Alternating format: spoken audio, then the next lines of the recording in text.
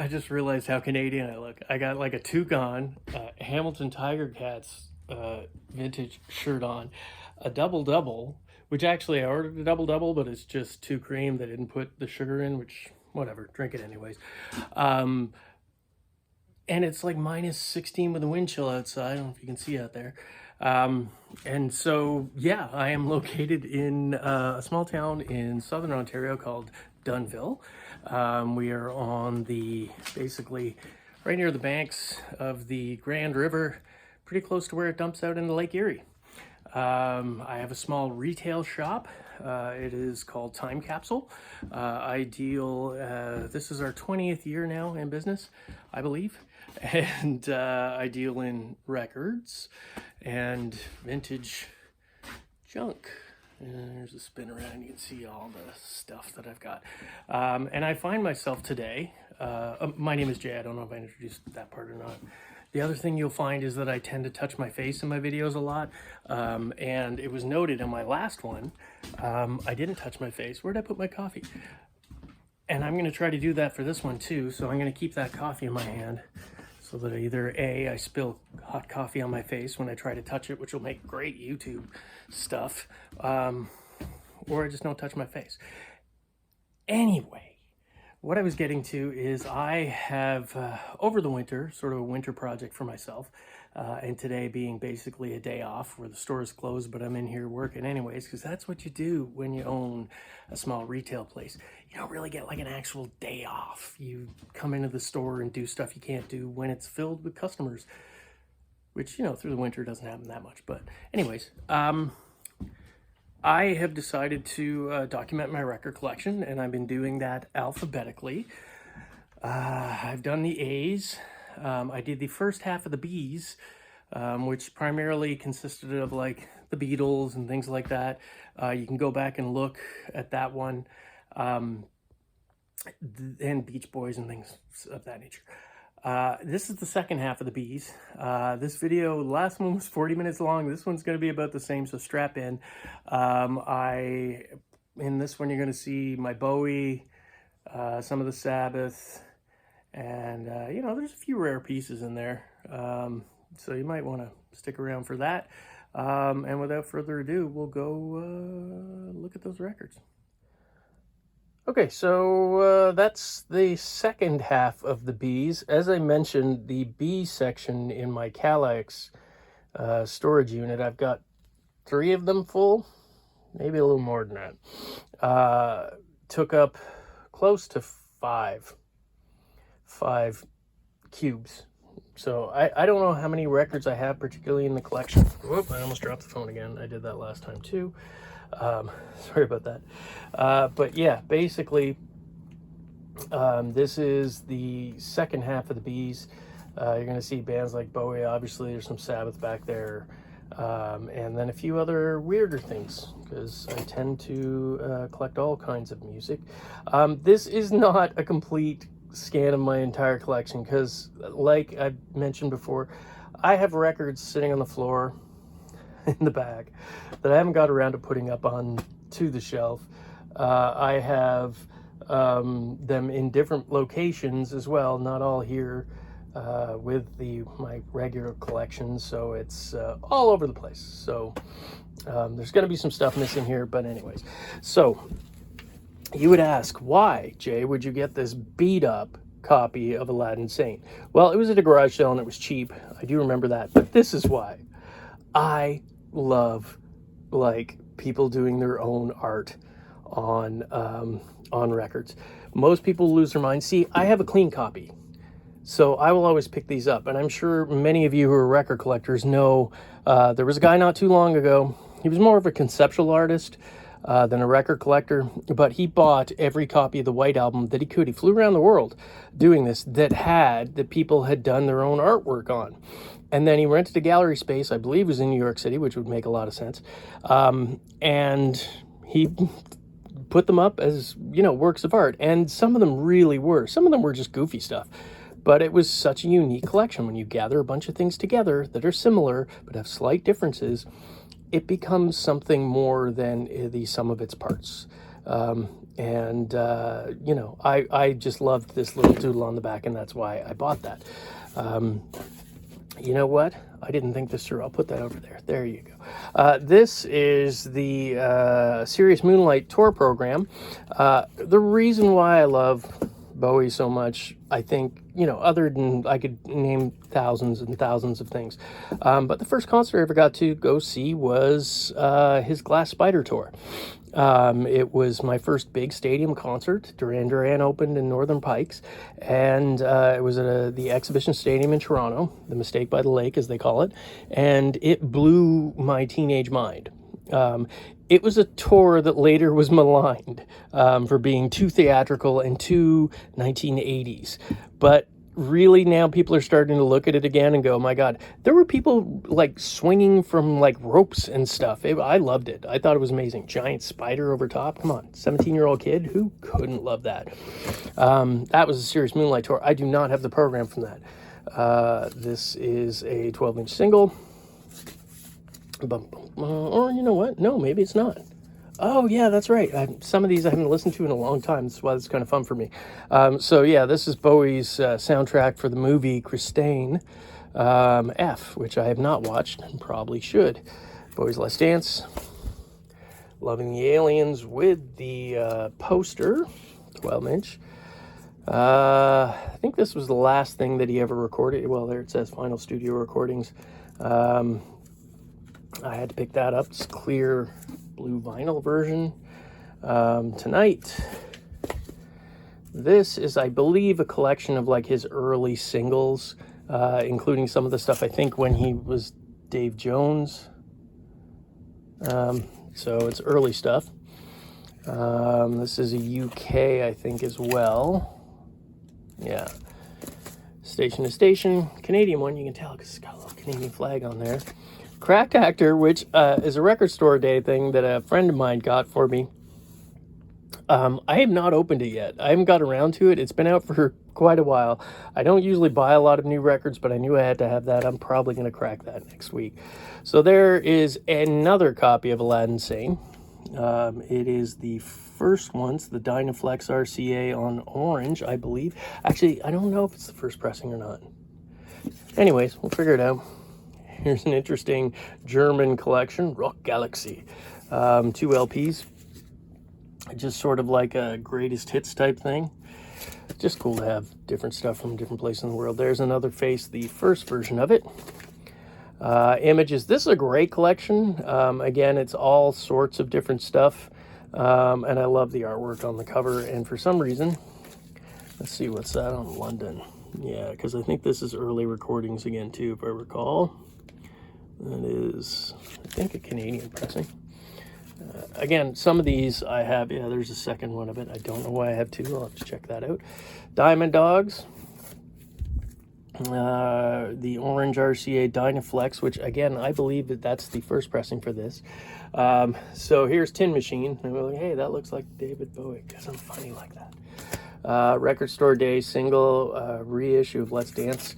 This I just kept because it came in with another collection. It's got Let's Dance Live on there, which is kind of unique. Another copy of Diamond Dogs. And yeah, it's another first pressing. This is, let's see. Yeah, this is the reissue. I think that other one was because of the Canadian flag in the corner there, the little maple leaf. This is definitely one because it's on the Tan Victor, which in Canada usually indicates for Bowie stuff, a second pressing. Not always. Don't take my word on it. It's a 1970s pressing, but it's got everything with it. Now here is a Canadian first pressing, 1973. There you go there. Notice no maple leaf. There's another one. Gotta go through these. Good Lord.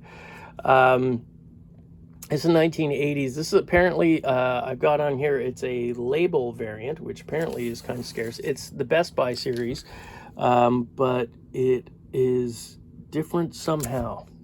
So whatever that's saying. Yeah, white box on cover, that's it. That thing right there apparently makes this a little harder to find than the normal Best Buy reissue. That's first pressing. Although that's on the tan. And I should really do my research again when I'm doing this stuff. I'm not an expert by any means. I mean, I have been collecting my whole life. Well, let's call it 35 years. And, you know, I am familiar with most of these pressings, but I have a terrible memory. There you go. That's Dynaflex Orange, probably a first pressing. I have multiples of this. David lied. But yeah, I have a terrible memory, and I have a terrible attention span. So often I can't remember things right away. Forgive me, or, you know, if you know I'm making a blatant mistake, please tell me in the comments. People have been, and I love that. I actually, it's great to learn stuff, whether I remember it or not, who knows. That is a UK pressing. Changes. So, so this one is a pretty rare piece. It is sealed in the original shrink. Now, I know it was bootlegged quite a bit. And according to most people, there's only one true way to tell if it is, and that's reading the matrix numbers and whether or not they're pressed or printed. But there are also a few other things. Right there, this is, I know, a reissue because I've opened it up and seen the matrix numbers. But see that gap between the left, I'll point it out here, there and here is fairly, it's about I'd say, 1/4 inch. On the original, now this is according to Discogs, on the original, it is much closer. And this one is much closer, the one that is sealed. It is also a different style, almost a paste over type cover. But again, this could be just because it has never been opened and in better shape. That's very, very obvious.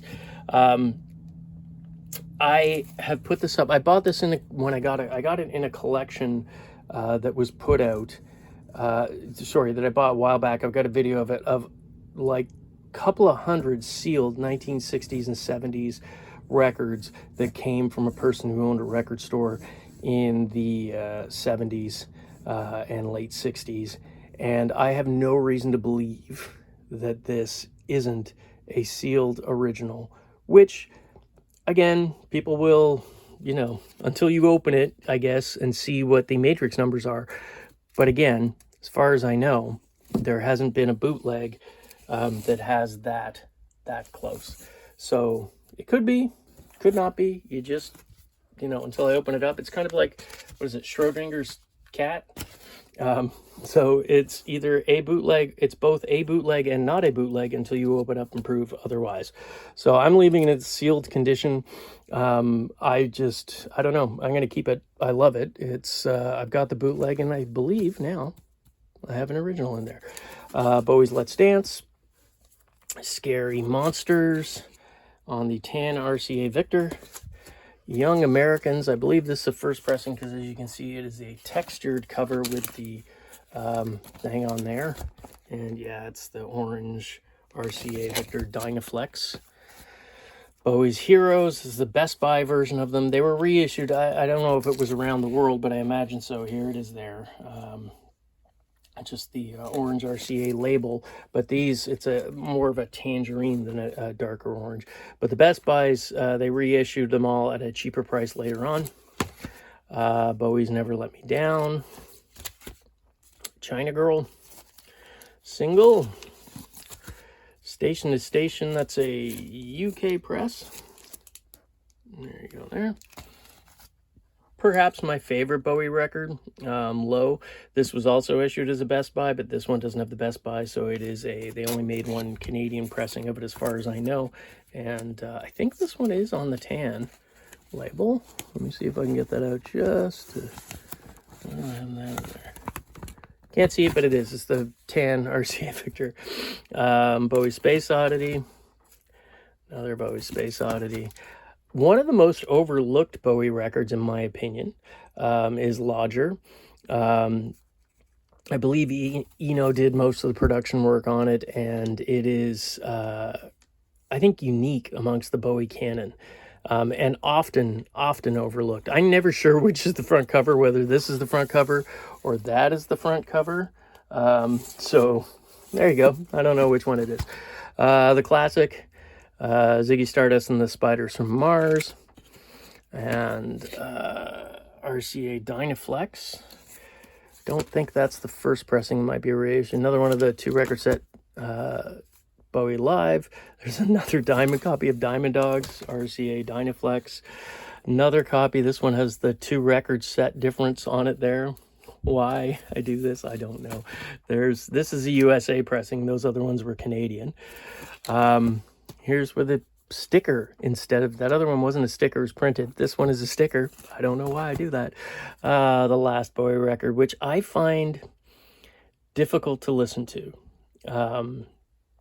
It's over time become, with more and more information coming out, that Bowie knew he was dying when he was making this record. And it is a beautiful and disturbing album made by a man who knows his time is limited and is grasping with mortality. And it makes it something that for me transcends the music, but really hard for me to listen to, because, you know, here's somebody who frankly I loved and had a massive influence on my life. And, you know, that's his final masterwork. And it is a great record too, just for anybody. So Ken Booth. This one has Jackie Me Too on there and Sly and Robbie. It is a masterpiece in terms for pretty much everybody. Ken Booth's voice just for some reason doesn't do it for me. But I love the music on this. It's sort of heavy dub. This is the Jamaican press right there. It's on at volume. So I made a video about finding this in Florida last year. For a period of time there, I was buying a lot of what were known as blaxploitation films soundtracks. And basically really it's just black cinema. They usually had some of the best soundtracks ever. Some of my favorite artists, my favorite records from them are this. This is good. It's not Booker T and the MG's best work, but it is good. And I would recommend, if you can pick it up fairly cheap, I would get that. So that's on the Stax label, and I believe, yeah, it's a USA pressing. This is really good. Booker T and the MG's, Macklemore Avenue. It is a really great work. Obviously, yeah, Crossing the Road thing, a reference to the Beatles' Abbey Road. But man, if you, again, same thing, pick this up. I don't need to talk about Green Onions, because if you don't own a copy, you're missing out.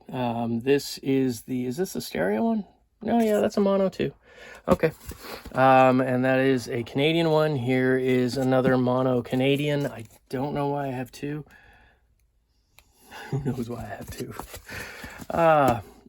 Hip Hugger. It's an okay record. Not the best one they did. Same with Soul Dressing. There's some really great things in here, but again, not the first thing you should get in the Booker T and the MG's canon. Doing Our Thing. This is this one sealed? No, I have a sealed copy someplace. Yeah, I do. I don't know where it is right now. That's on the blue Canadian Stax label. This is an interesting piece. Steve Bolton, Walk on the Wild Side. It is like a private label Canadian electro sort of synth. I don't know when it's from, but my best guess would be the 1980s, because it's a lot of analog synth, and it is really, really good. You can see it there. It's Fox. It's there's an instrumental version, and I believe there's a vocal version on the other side. I doubt, unless you're in Canada, you're going to come across this. I doubt you'll ever come across it even in Canada. But if you do buy it, especially because I love Lou Reed and the Velvet Underground and all those things, so I had to buy it, and it was great. Single-sided UK promo for Blur, Music Is My Radar. Sadly, as I have mentioned, during the 90s, I purged some music while I was at school. And I, like everybody else, bought CDs. However, during the 90s, I wasn't buying new records because they were expensive. In the 90s, because they weren't pressing domestic vinyl anymore, you had to pay up to get them imported. And often when they came, something was wrong with them. So I stopped buying brand new records. And I have always collected records largely because they were cheap. Especially once the CD came in the 90s, people were unloading them. That's when my collection really exploded because I could afford it. And I stopped. So I have a big gap, like a lot of people do, of 90s vinyl. The ones that I did have, as I mentioned in the story before, I did sell quite a few off while I was at university to get a little money because, money is needed over time. The argument could be made anyways that by the 90s, the mastering for the vinyl was an afterthought. Just like, I don't know, like it really was. These were mixed and mastered digitally if it was put out in the 90s, with few exceptions. And they were mastered for CD. And, some of the smaller bands who became big, paid attention to the vinyl pressings, but most didn't because it was left up to the labels they were on. So I would argue that the CD for the 90s stuff is the way it was supposed to be heard, but I'm sure people are screaming right now at me for that. Curtis Blow, The Breaks, classic early electro hip-hop. Another Curtis Blow. This is a limited edition single, but I didn't have the cover for it. Curtis Blow album. Curtis Blow Christmas wrapping. I forgot half these things I have. I don't have a ton of what would be considered sort of big classic radio rock. I mean, I do, but it's not my major thing. And again, I'm not a huge Blue Oyster Cult fan, and I have friends who think I'm absolutely missing out from not buying Blue Oyster Cult, but I have to get that one. You all know why. Blue Cheer. I have several pressings of this. Some are bad, like this one here, which is, I believe, a US pressing on Philips. Yeah, the Philips stereo. This one is in okay shape, from what I recall, and it is a Canadian. Yeah, that's the made in Canada. And then I have another one, and I don't know why. Probably because it came up at that's the Canadian one too, at a garage sale for cheap, and I just grabbed it. I love Blondie. I actually had the very first Blondie record that was released on I forget the name, the smaller label, before it was re-released by the major, and I sold that, and I kind of regret it because I've never seen another. And then there's a Debbie Harry solo record, often overlooked, but I think necessary. Art Blakey. And the Jazz Messengers drum suite, kind of good. So I was looking at the Sabbath, and I'm missing quite a few Sabbath records right now. I don't know where they are specifically, and I just wanted to get on with this video. So I have this 2006 remaster, Sabotage, Volume 4. We Sold Our Souls for Rock and Roll, which was the third record I ever bought in my entire life. As I've mentioned, I'm sure before, the first was ABBA's Super Trooper. Went to a store, saved up my money. The next was Rush's Moving Pictures, and then I went for this. And then after that, I believe it was Iron Maiden's Number of the Beast.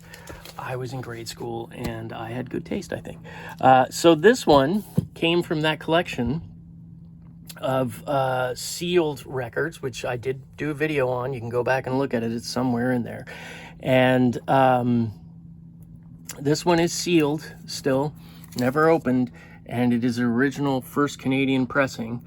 And the way you can tell is every one except the first one had a whole bunch of small writing on here about Warner. So this will be the green label, Canadian first pressing. You can see there, printed in Canada. So yeah, and I know people are, the whole debate about sealed records. I don't know. Got this one recently, Live Evil. I did a video about that. You can check it out. Sabbath's Bloody Sabbath. And yeah, I know I'm missing a bunch of Sabbath records. Trust me, I have most of them up through into before the 90s. that make any sense? So Black Mountain, if you were not aware of them or a fan, this is worth getting. I believe they're a Vancouver-based band. I also think they have a connection to the Pink Mountaintops, who I went and saw in concert, and that was mind-blowingly good in at least Palace in Toronto a couple of years back. Oh, there you go. So I don't keep things in perfect order, as you can see there, Masters of Reality. Black Moon, yes, I do listen to hip-hop. So one of the things that I did get rid of was a lot of my Black Flag. Some I kept, some I've added back again. There's that. It's a Canadian first pressing of My War. Oh boy, here we go. Early pressing of Damage, 81, USA pressing. Slip It In, which I think has a water stain down there, but it actually looks really cool. So I'm good with that. And then Jealous Again. This is, I think, one of the many, many, many reissues of that. Oh, the Biz. Poor Biz Markie. Just passed away, as many of you know. This is in early 73, which I think may be a first UK pressing, a Big Youth Essential dub reggae record. Excuse me. Man, this is longer than I thought. Radio City by Big Star. Big Star is just, I mean, perfect sound forever. That is what they are. I do not have any original Big Stars. I missed out at a garage sale several years ago. There was a town-wide, and I was walking down the street, and a guy walked by with a big stack of records under his arm, and I saw that. And I stopped him and said, "Hey, man, did you get some records?" And he's like, "Yeah, there's a bunch down there." And he had that. And there were probably other things, and it was an original pressing, and I missed it by minutes. So, yeah, it happens.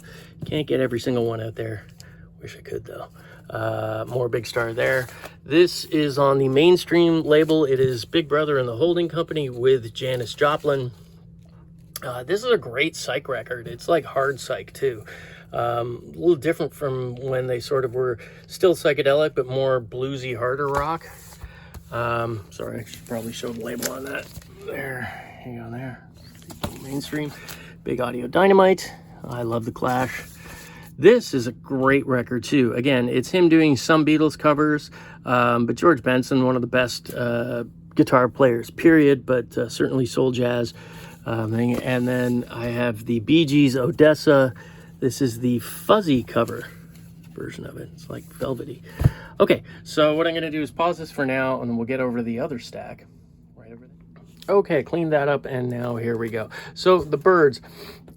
I wasn't a huge West Coast 60s pop fan growing up. I started off listening to the British Invasion when I was in my early grade school years, and then sort of moved into harder rock and some metal, and again, gray, I think like between 10 and 11, and then moved into like discovering some 60s psychedelia, but still mostly into, I'd moved into some sort of synth pop stuff.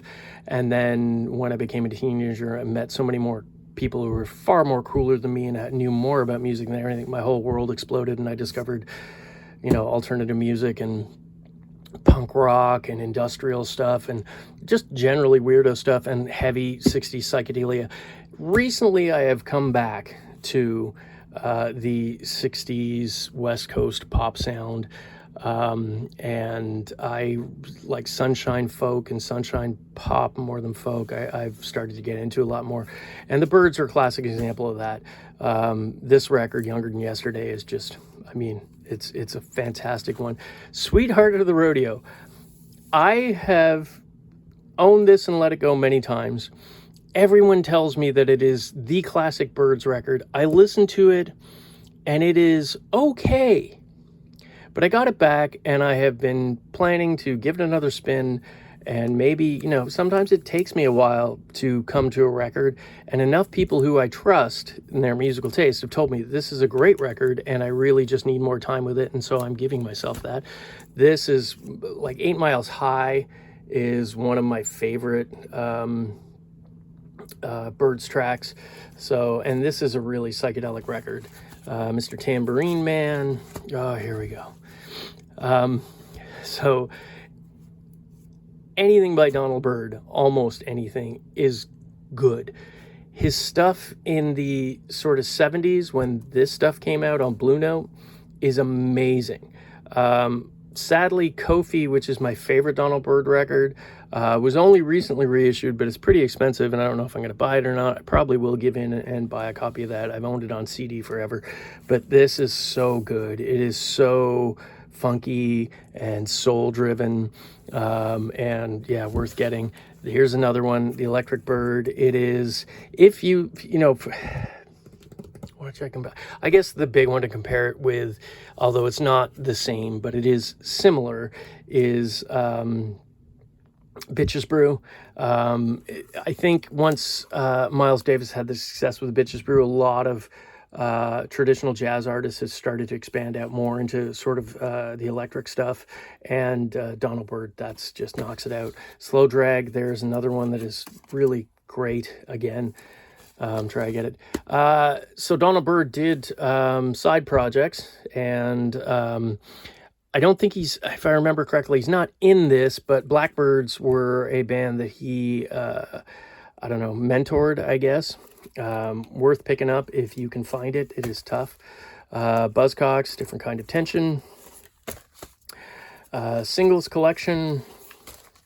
Butthole Surfers, which my best friend Jake Stout, one of my best friends, Jake Stout, introduced me to the Butthole Surfers and to this record in particular, Hairway to Steven. It's a great record, and I, for the longest time, him and I could recite all the lyrics to this album, all the way through for the longest time, because it's all we listened to. I think I think one of us made a cassette, and it was in when Jake I got his license. It was in all the time, and so it was there. So yeah, Kate Bush, Lionheart classic. I can't say enough about Kate.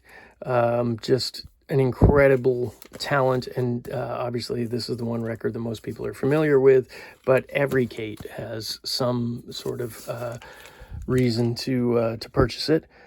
These were apparently issued only in Canada on colored vinyl, and there were several different. Here is a gold colored vinyl version of it. This is in 1983. There's a white colored vinyl. I believe that there is a blue one as well. Solomon Burke, fantastic soul singer on Atlantic. 60s soul, incredible voice. Just, you know, again, same thing. Pick up any if you can find it. Excuse me, Bernard Butler. I just got this because I like Suede. I've only listened to it a few times, and it didn't completely blow my mind, but the packaging on it is gorgeous. I mean, look at that. That really is a great package. Johnny Burnett. I had Johnny Burnett's first record, and somebody convinced me to sell it to them, which was okay. Because I do like early rockabilly, but I'm not like obsessed with it. I don't need every first pressing of everything. And I bought this reissue, which fills that void nicely. The Buffalo Springfield. Best of Budgie. Again, I like Budgie, but I'm not like a huge fan. I don't feel the need to get everything. When I come across it and it's inexpensive, I will pick it up. But that fills me for now. I kept this Roy Buchanan because of that. Somebody else told me, and I tend to agree, that may be his signature. But I'm not 100% sure. I've had multiples of that record, and it doesn't have that on there. But that could just be the owner's signature. Jeff Buckley, Grace, reissue. I do not have the original. It's a good record. I really like it, but I'm not like a massive fan.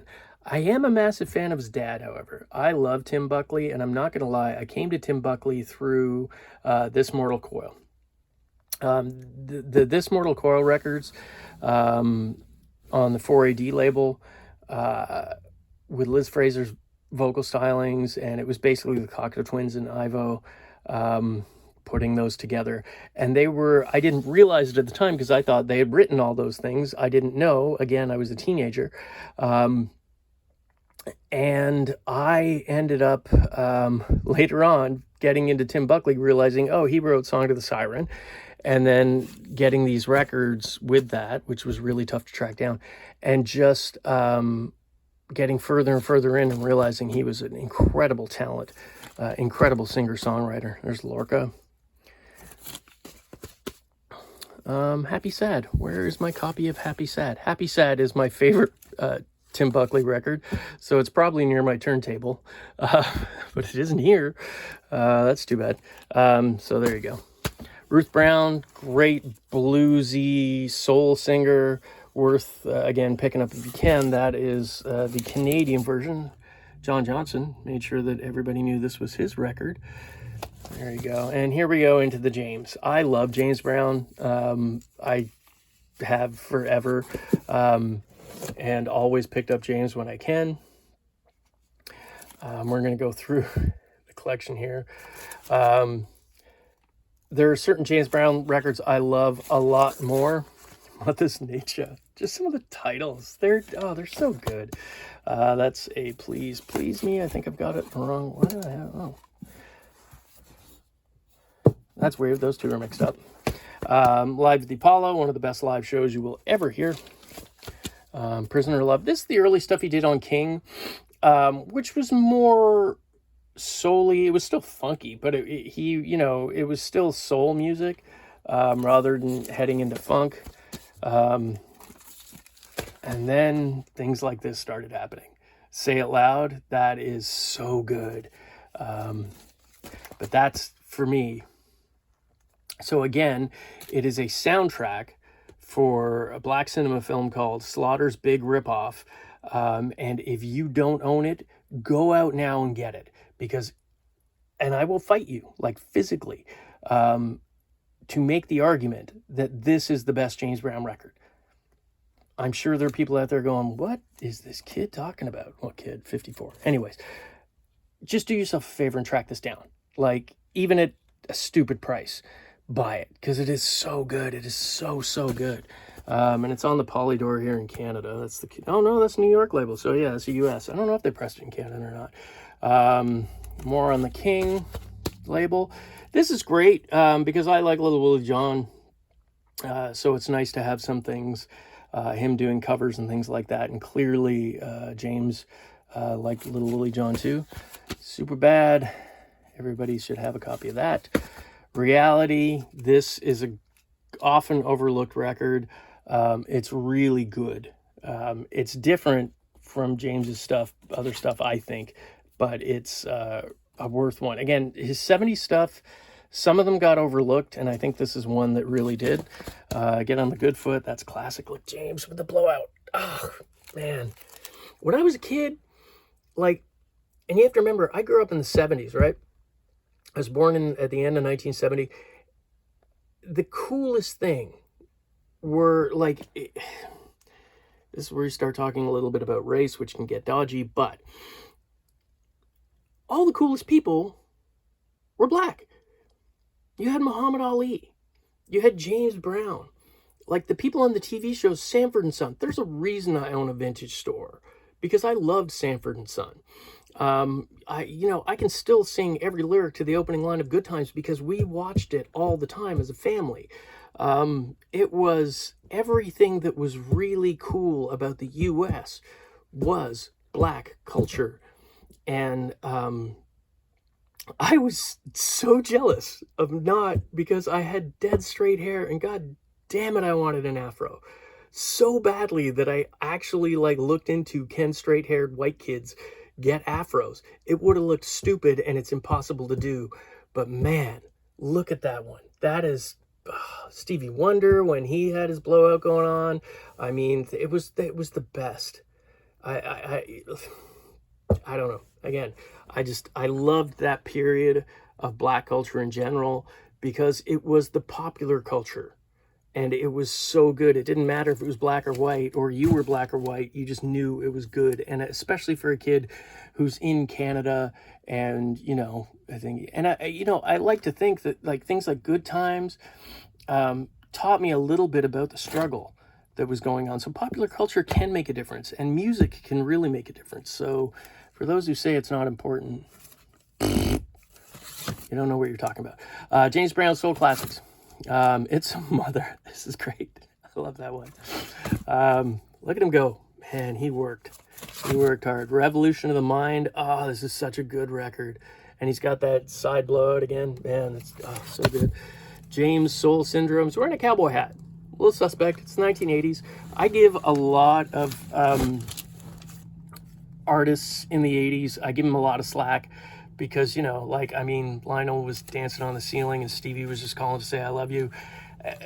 Not their best music, but still, you know, brothers got paid, and that is, I think, a great thing. Pure Dynamite. Pure Dynamite. Mr. Dynamite. Oh, this is so good. This is basically, it's like the Funky People, so it's Fred Wesley and the JBs, Meso and the Max, and Sister Lynn Collins. Oh, man, I just want to put this on right now. So that is my James Brown collection there. The JBs, I don't know where that is. Usually, maybe I put it separately, but usually I have a couple of JBs records that should be in here but aren't. I don't know where they are right now. Bronski Beat. Good UK mid-80s synth pop and fantastic voice. Broadcast, I love Broadcast. This record is great, something to pick up. Okay, here we go. I cannot say how much I love about Billy Bragg.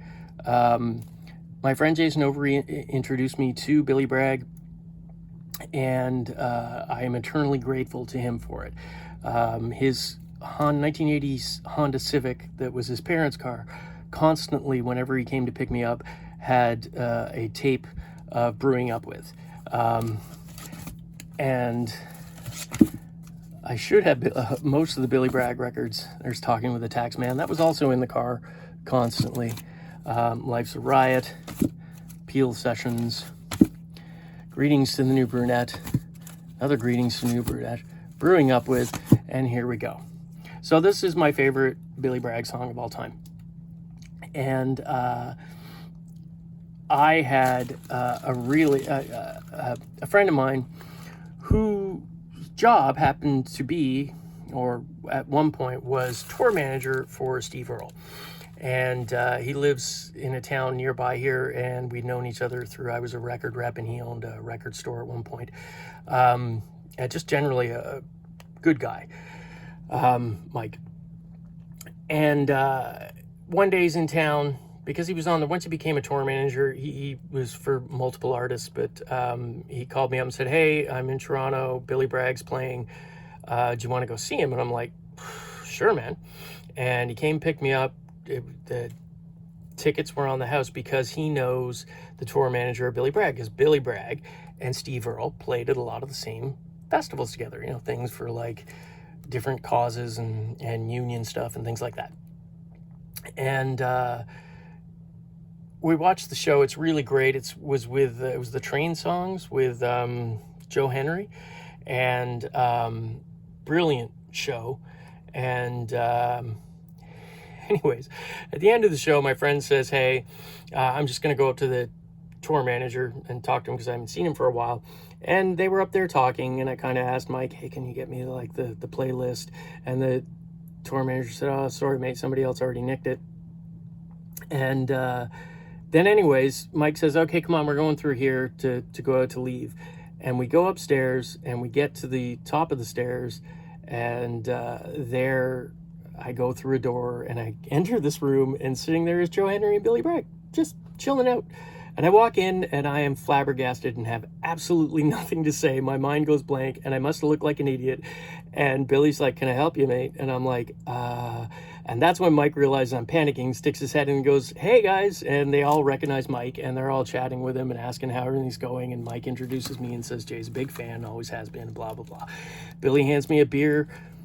I drank a beer with those guys. They were super nice, took some pictures. And luckily, Mike had said, bring some records along because sometimes Billy goes out after the show and we can line up and get some signatures.